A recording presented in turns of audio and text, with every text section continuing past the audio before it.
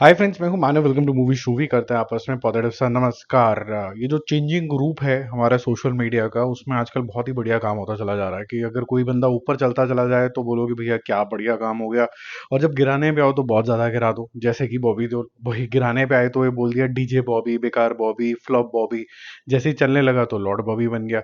ऐसे ही अक्षय कुमार खिलाड़ी, अक्षय कुमार खिलाड़ी, अक्षय कुमार, उसके बाद फ्लॉप कुमार कुमार बोलने लग गया, कनेडियन कुमार बोलने लग गए। ऐसी अजय देवगन, जो इतना इंटेंस एक्टर, जबरदस्त तरीके की एक्टिंग, हर चीज बहुत ही बढ़िया, फिर गिराने लग गए। तो मेरे ख्याल से लोगों की अपनी की पर्सनल लाइफ की जो फ्रस्ट्रेशन होती है वो कहीं निकाल नहीं पाते, तो बेचारे वो एक्टर्स पे या किसी और के ऊपर निकाल देते हैं। बट इसका क्या मतलब है कि क्या एक्टर्स और जो हिंदी सिनेमा के डायरेक्टर्स हैं, स्टोरी राइटर्स हैं, प्रोड्यूसर है, वो सही काम कर रहे हैं? इसका जवाब ये है, मेरे को ऐसा पर्सनली लगता है कि जैसे ही ये कमर्शियलाइज इतना ज़्यादा हो गया है, जहाँ पर जो फिल्म मेकर्स हैं वो इंडिपेंडेंटली कम काम कर रहे हैं, कॉर्पोरेट्स के प्रेशर में ज़्यादा काम कर रहे हैं, तो ये प्रेशर आ जाता है कि किस तरीके से फटाफट से पैसा कमाया जाए। तो क्रिएटिविटी का जो है थोड़ा बहुत लॉस जरूर हो रहा है, और थोड़ा बहुत नहीं, अब तो इस जंक्शन के ऊपर आ गए कि जहाँ पर लोगों ने बोला ओरिजिनल होगा तो चलेगा, नहीं तो नहीं चलेगा।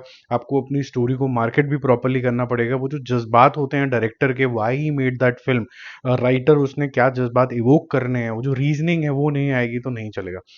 तो आज का जो वीडियो है वो काफ़ी स्पेशल है। आज हम देखने वाले हैं कि अजय देवगन का पोस्ट कोविड जो है वो क्या हिसाब किताब रहा। मैं कोई नंबर ड्रिवन चीज़ में नहीं जाऊंगा, बट सेंटिमेंट्स पे जाऊंगा, और आने वाले टाइम के अंदर जो उनकी मूवीज आने वाली हैं, और एक मूवी हम पिक करेंगे सन ऑफ सरदार 2, उससे हम क्या एक्सपेक्ट कर सकते हैं। ठीक है? तो क्योंकि नहीं तो वीडियो बहुत बड़े बड़े हो जाएंगे। तो अजय देवगन का पोस्ट कोविड आप देखिए कि अगर 2021 था, जब कोविड जो था वो मतलब ऑलमोस्ट टाटा बाय बाय करने वाला था, उस टाइम पे भोज आई थी, और ना तो वो क्रिटिकली अक्लेम्ड थी, ना कोई एक्टिंग की बात हुई, ना कुछ ज़्यादा बात हुई, वो ऐसे ही आई गई होगी।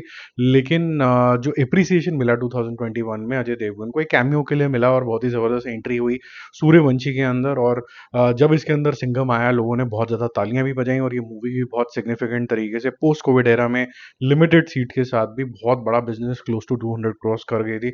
तो काफ़ी सिग्निफिकेंट मूवी थी। और जब कभी भी कुछ ओरिजिनल बनाओ, कुछ अलग बनाओ, तो कहीं ना कहीं इंटरेस्ट जनरेट होता ही है।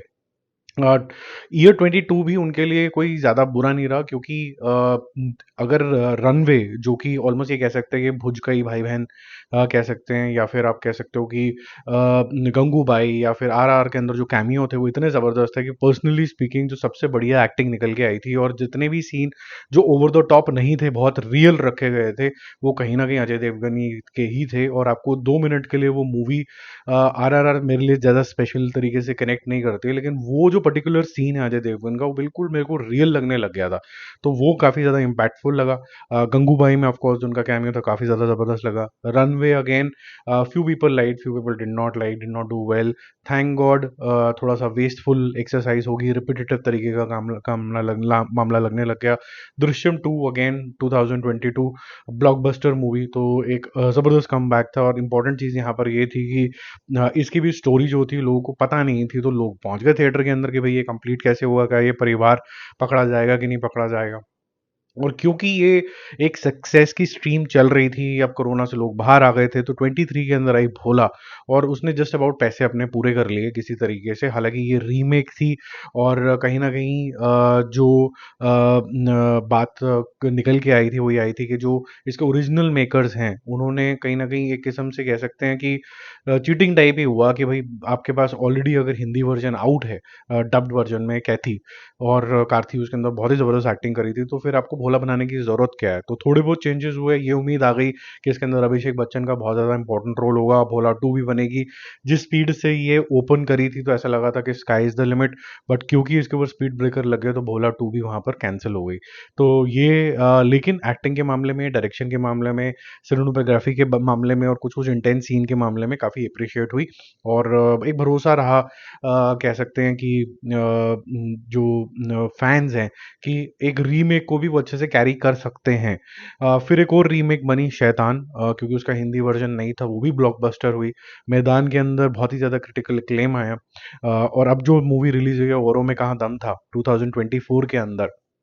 तो ये मूवी मैं कह सकता हूँ कि या सबसे पहला अगर कोई ये बोलेगा कि यार ये मूवी डेटेड थी, ये थी वो थी, लेकिन दो बातें साथ में और बोल देता है कि टब्बू और अजय देवगन की जो एक्टिंग थी वो इतनी ज़्यादा इंटेंस थी, that was the saving grace. तो कहीं भी एक्टर की बदनामी नहीं हुई ऑल दीज ईयर्स, अब आने वाले टाइम में उनकी 2 और मूवी आने वाली है, रेड 2, जहाँ पर वो एक सिंप्लीफाइड तरीके के बड़े ही फ़ोकस्ड लेकिन बहुत ही शार्प इंस्पेक्टर दिखाए जाएँगे जो कहीं से कुछ भी खोद निकालेंगे। तो यहाँ पर एक नया आपको मंज़र देखने को मिलेगा कि क्या केस होगा। और सिंघम 3 में बिल्कुल ऑपोज़िट जो आजकल के टाइम में चल रहा है, हीरोइज़्म से भरा हुआ। अब यहाँ पर रोहित शेट्टी को भी अपना स्टाइल थोड़ा-सा चेंज करना पड़ेगा, क्योंकि जो सिंघम या सूर्यवंशी या फिर सिंघम 2 या फिर अब जो सिम्बा है, उसको थोड़ा-सा टेम्पलेट सेम में नहीं रख सकते, थोड़ा-सा और इसको इवॉल्व करना होगा। और यहाँ पर जब बाकियों के कैमियो आएँगे, तो सीटियाँ तो बजेंगी, but at the same time आपको ये भी देखना होगा कि कितनी इफेक्टिवली यूज़ कर रहे हो। सिर्फ आया गया हो जाएगा तो फिर वो स्पाई यूनिवर्स वाला धोखा हो जाएगा कॉप यूनिवर्स के अंदर भी। बट ये दोनों जो मूवी हैं, मेरे ख्याल से सिग्निफिकेंट होंगी। और जो इस साल उनकी विनिंग स्ट्रीक है, जो शैतान से शुरू हुई, मैदान में रिस्पेक्ट आई, और मेरे ख्याल से औरों में क्या दम था, वो मेरे ख्याल से वॉश आउट हो जाएगी। लेकिन सिंघम 3 से फिर एक वापसी होगी और काफ़ी ज़्यादा हाई जाएगा। और फिर रेड 2 के अंदर फिर से एक इज्जत आएगी कि बहुत ही इफेक्टिव तरीके की स्टोरी टेलिंग कर दी, ये मेरा मानना है। 2025 की भी जो उनकी मूवी है स्लेट, वो इंटरेस्टिंग है। यहाँ पर अब कुछ भी ओवर द टॉप नहीं होने वाला, यहाँ पर कंप्लीटली कॉमेडी होने वाली है। दे दे प्यार दे 2 और सन ऑफ सरदार 2। और सन ऑफ सरदार 2 के ऊपर हम स्पेसिफिकली यहाँ पर 2 मिनट एक्सटेंड करेंगे। सन ऑफ सरदार 2 के अंदर बहुत बड़ी कास्ट हो गई है, विजय राज जैसे इंपॉर्टेंट एक्टर। और क्या होता है कि जब आप बहुत बढ़िया एक्टर्स लेके आ जाते हो, तो कहीं न कहीं आपको वो कॉम्प्लीमेंट ही करते हैं और मूवी बेहतर से बेहतर होती रहती है, क्योंकि कोई भी डल मूवमेंट नहीं आता। तो डल मूवमेंट नहीं आएगा, रवि किशन एक एनिमेटेड सा इंसान है, वो कुछ ना कुछ रंगीनियाँ लाते ही रहते हैं। Chunky Pandey again you have to focus on him for whatever scenes he will be in. Neeru Bajwa बहुत ही बेहतरीन एक्ट्रेस हैं जो पंजाबी मूवी से आती हैं। दीपक डोबरियाल बहुत बारी अपने आप को प्रूव कर चुके हैं, इंक्लूडिंग दबंग के अंदर भी वो थे। कुबरा सेठ has done very very well. जो सीक्रेट गेम्स था, हम जानते हैं कि काफ़ी अच्छी एक्टिंग कर सकती हैं, बहुत अच्छी प्रेजेंटर भी हैं। वीरू दारा सिंह को लेके आए हैं, वो पंजाबीपन में काफ़ी अच्छा कुछ कर सकते हैं। मुकुल देव वेरी इम्पैक्टफुल। शरद सक्सेना है, बहुत ही अच्छी स्क्रीन प्रेजेंस है। रोशनी वालिया है, अश्विनी कलेस्कर हैं, तो बहुत सारे लोग हैं जो यहाँ पर जुड़ते चले जा रहे हैं, including the macho man Sanjay Dutt again and Mrunal Thakur as the leading lady. तो अजय देवगन के पास एक बहुत ही अच्छी स्टारकास्ट है कि अब कोई भी डल मोमेंट नहीं आएगा। टेक्निकली स्पीकिंग आपके जितने भी कैरेक्टर्स कुछ ना कुछ जो बेवकूफ़ियाँ कर रहे होंगे आपको हंसाने के लिए, तो मेरे ख्याल से काफ़ी ज़्यादा इफेक्टिव मूवी होगी अगले साल की सनों सरदार। दे दे प्यार दे के अंदर मैं अभी बहुत ज़्यादा कॉन्फिडेंट नहीं हूँ कि पहली मूवी तो मुझे बहुत अच्छी लगी थी, कि उसके अंदर जो मेच्योर लव स्टोरी दिखाई गई थी, उसमें भी टब्बू थी और रकुलप्रीत सिंह भी थी। यहाँ पर क्या एस्पेक्ट ऑफ मेच्योर लव लिया जाएगा, वो देखने वाली बात होगी, और उसमें क्या कॉमिक फ्लेवर डाला जाएगा, वो देखने वाली बात होगी। बट सन ऑफ सरदार से मुझे उम्मीदें हैं, और ये दिवाली 2025 के आसपास रिलीज होगी। तो क्योंकि ये फैमिली मूवी है, तो एक बड़ा सेलिब्रेशन भी होगा। 2026 जो है वो कहीं न कहीं मिक्स बैग रहेगा। It will toggle between comedy to horror to intense suspense thriller, क्योंकि यहाँ पर 2026 में गोलमाल 5 एक्सपेक्टेड है, शैतान 2 एक्सपेक्टेड है और दृश्यम 3 एक्सपेक्टेड है। और दृश्यम 3 इस बारी मोहनलाल वाली जो है और जो इनकी है, वो दोनों सेम टाइम पे चलेंगी और सेम दिन रिलीज होंगी और अलग-अलग एक्टर के साथ रिलीज होंगी। तो ऐसा नहीं है कि आप डब्ड वर्जन लेके आ जाओगे, यहाँ पर आपको अलग-अलग एक्टर के साथ अलग-अलग स्टोरी भी देखने को मिल सकती है। थोड़ा-थोड़ा डेविएशन भी होगा, जो जोसेफ इनके डायरेक्टर हैं, उन्होंने ये चीज़ स्पेसिफाई करी है। तो मुझे ऐसा लगता है कि अजय देवगन का जो लक है, मेरे ख्याल से आफ्टर कोविड भी वहीं पर मेंटेन रहा है, जहाँ पर अक्षय कुमार को काफ़ी ज़्यादा पड़ी पब्लिक से कि भाई आपने ये सुपारी वाली ऐड क्यों कर ली, या फिर गुटखा वाली कंपनी के साथ क्यों जुड़ गए। हालाँकि आप सुपारी बेच रहे हो, गुटखा वाली कंपनी ओरिजिनली उसको फ़ायदा होगा, जो भी है। लेकिन शाहरुख खान को ले लीजिए या अजय देवगन को ले लीजिए, वो अनफेज्ड रहे हैं इन सब बातों से। वो फिर भी वो एड्स कर रहे हैं, उनको कोई कुछ नहीं कह रहा है।